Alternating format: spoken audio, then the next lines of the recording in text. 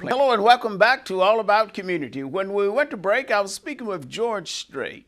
And I promise you, and I always keep my promises now, I promise you that we will talk about how he got into the news business with ABC.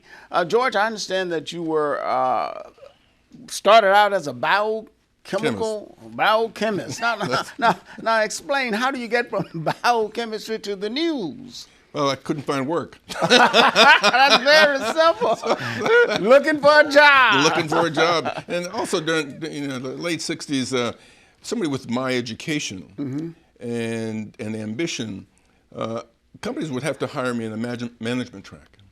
And a lot of companies just weren't ready to do that for African Americans. But I found my way, as I explained earlier, into television, then moved on to Philadelphia and just doing news. When I left Atlanta, I was a disc jockey on television and a host at a little bawdy nightclub, and went to Philadelphia, just doing news and at a station there, and then I moved to Washington D.C.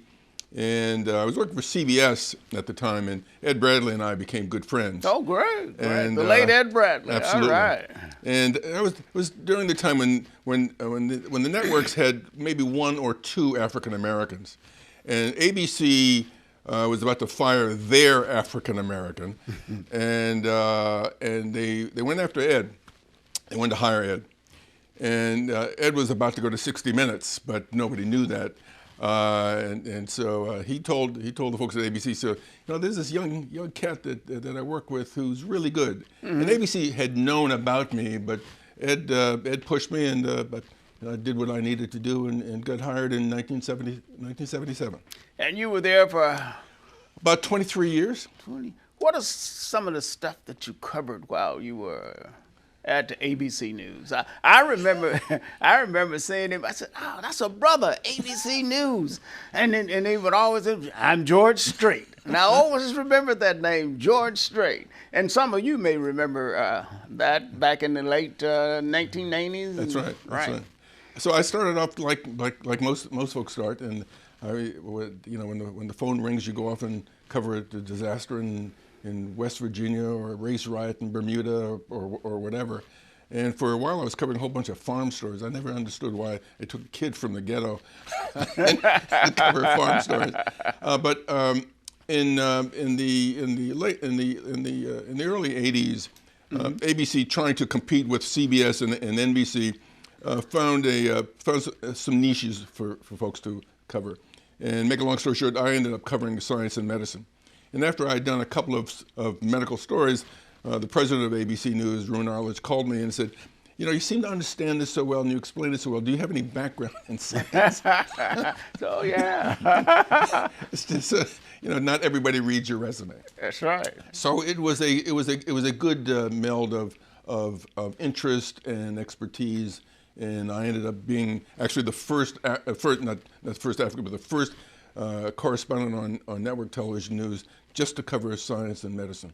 So I did that until I left there in 2000. Now, you had some run-in or some background with Bob Maynard, who is Indeed was a Tribune editor. I remember Bob quite well. He was a great man. I was among the sort of the second class of African Americans who were at the networks.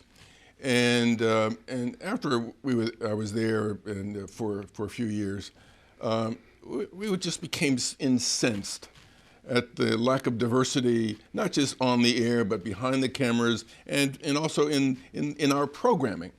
Whenever they had a story about people on welfare, they would always show pictures of black folk. Well, wait a minute. Most of the folks on welfare are white. Exactly. So we had this big meeting with management and sort of laid down a gauntlet.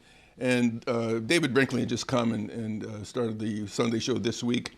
And we allowed us how, with the people who are on there, instead of calling This Week with David Brinkley, they just called it This Week with Middle-Aged White Men. And so we made a big push for a regular contributor to be an African American. And that turned out to be Bob, and he was terrific. And for those of you who don't know, Bob Maynard was the editor-in-chief of the Oakland, used to be the Oakland Tribune. You don't have that anymore. Right. But Bob made history, becoming one of the first blacks to head up a major newspaper. And of course, right here in Oakland with the Oakland Tribune. How do you get news chosen for television? I mean, can you just wave your hand and say, hey, we want to show this, we want to show that? How is that done, George? So when I was there, it's done differently now, but it's still idiosyncratic.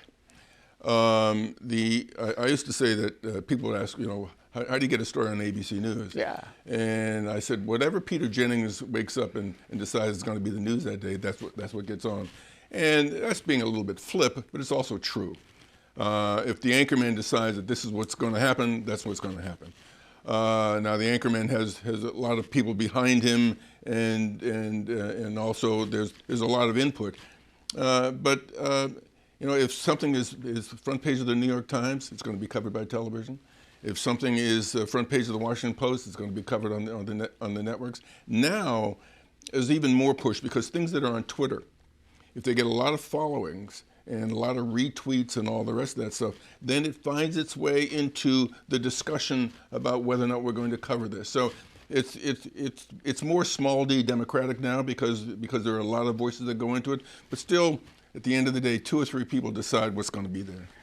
And remember that 2 or 3 people make those decisions. We're going to have to go to break, so don't touch that remote. We will be right back with all about community. Again, my name is Robert L. Harris, and I'm chatting with George Strait. We will be right back.